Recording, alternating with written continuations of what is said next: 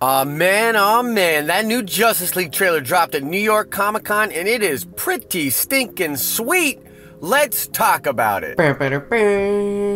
What is up, YouTube? It's Josh. This is the Den of Nerds. Hey, real quick, if you love getting your comic book edutainment on the interweb, subscribe to this channel. I'm going to be covering all sorts of stuff as we get towards Thor Ragnarok, as we get towards Justice League and beyond. Oh, and shout out to James Banfro, who got the nerd card question correct on my latest Dragon Ball Super video. You definitely know your stuff when it comes to Dragon Ball, so shout out to you. There'll be another nerd card question at the end of this video, and if you get it right, you might get a shout out. It could be pretty cool. But in either case, here is this new Justice League trailer. Now look, I guess sort of apologize for my last video about the DCEU. You know, sometimes like you get on YouTube and you're really trying to be entertaining and you get caught up in some ideas, and I feel like I maybe came down a little hard on Justice League and the DCEU. I mean, I think I should clarify. I want the movie to be good. I want it to succeed. I am pretty skeptical about what this movie will actually be like. However, this trailer is really cool. There's a lot to dig in and a lot to love. So I'm going to record a little breakdown video. So let's go right into the trailer right here. So we got the Warner Brothers signal. We got the DC signal. This scene right here is so cool to me. So you get this like dream sequence with Lois. And not only is it just shot so beautifully, but you have Clark, not Superman, but Clark out in the field. And I think those are just really important visuals. Like if they can kind of hone in on that kind of stuff a little bit more and get back to the themes of what these characters are, it's going to be really great. I mean, he just feels like Clark Kent in this scene. Maybe even more so like Clark than I've ever seen him in Man of Steel or Batman v Superman. He really feels like Clark. And then she's got the dirt on her hand, the wedding ring, the imagery is really cool. She's dropping this dirt, and then she wakes up with the same hand, or actually, no, it's actually her right hand, but she's trying to reach for him and he's gone. The news over here is talking about how Superman's gone, crimes on the rise, different things like that. It's very, very interesting, and Batman kind of takes over. Now, hang on, I gotta stop right there. So we only get a short little nugget of this right here with what is probably the Amazons and the Parademons, probably from way back in the day. But visually speaking, this is probably the thing I'm most excited to see in the movie. First of all, its color palette's like super bright, and I think that'll be juxtaposed against like what the armies of Darkseid and Steppenwolf look like, which bring this literal darkness and this almost different color palette to the whole scene. I think that's pretty clever. I think it's pretty cool. Visually, I'm super interested in this. I really wish that DC and Warner Brothers would go more in the deep mythology and really like dig in on these aspects of the world rather than like these kind of weird versions of the Justice League characters. But either way, let's keep going. So yeah, once again, like Steppenwolf bringing down that hammer. And what is this? Are these being transformed into parademons? That is pretty crazy.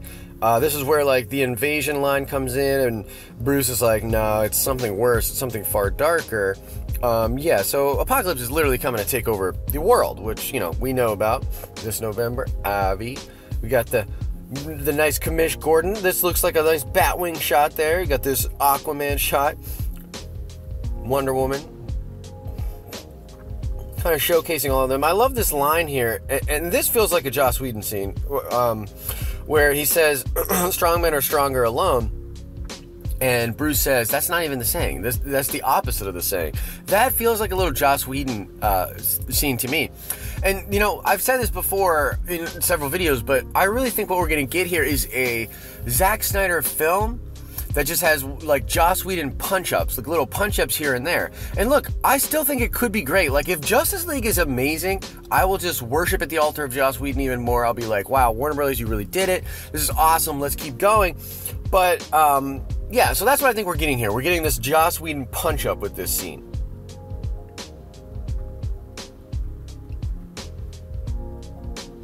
These visuals, man, these visuals look so good, but the visuals really remind you of what you would expect from a Zack Snyder film. I mean, this is really cool. It's kind of showcasing how they could be beat by themselves, right? By themselves, they're not necessarily strong enough. Together, united, that's the thing. You can't save the world alone. And, you know, it's so interesting how Bruce Wayne says, we need Superman. Is it possible that the Justice League members are going to resurrect Superman, that they're going to take him to that chamber and sort of in the ship try to resurrect him here. Got a nice little cyborg Aquaman shot, throwing Aquaman through the air. Gotta be honest, not super keen on the way these action scenes are going. This looks cool though, with Wonder Woman jumping, the Flash kind of running around. I think it's going to be interesting visually how they showcase this all, but it just feels kind of all over the place. You know what I mean? Like, then we get this shot, you know, look, Ezra Miller saying about the bat signal, oh shit, that's your signal, oh no, and then Bruce and Diana sort of, you know, being the adults of the situation, which is pretty funny. Now, a lot of people, that's pretty much the whole trailer. We'll stop the video part there. Now, a lot of people are saying that Ezra Miller sort of steals the show, and people really, really like his character coming out of it, which is interesting. I have always said I actually like his interpretation of the Flash. I think it's pretty interesting, and I'm excited to see what's going on with him and Barry. Now, behind the scenes, guys, they've been cutting out people in the Flash's story, like his dad apparently is no longer in the movie. Iris is no longer in the movie, which is kind of interesting, but I think they're just really trying to clean up and tighten up the narrative, and they're also still not sure what exactly they're going to do with the Flashpoint movie. So it's very interesting. Look, this trailer's awesome. The music, everything, really well done. It gives me a little bit of a better feeling. I mean, it looks pretty cool. I like the Joss Whedon-isms. I like the visual effects. I mean, Zack Snyder, I'm a Zack Snyder fan. His visuals are just, nobody can touch him on that visual scale. So I expect to be really entertained by this movie. I just don't know if it has the DNA of the DC characters the way that I've come to know them through the comics. And you can make changes, but the themes have to be the same. And it's weird to me, to be completely honest with you, it's weird that we have this whole setup of this world where Superman's gone and there's all his hope, and then we hear Bruce in the other trailers being like, he wasn't just a beacon of hope, he showed people the best sides of themselves. Bro, you were cutting his face, telling him he's not even a man. Like, I don't know, like, to me it just feels a little weird that we go from that to this. And so even if Justice League is great, it's possible that there are peripheral problems with what happened with Batman v Superman, but I'm not going to get too down on it. Look, this trailer was dope.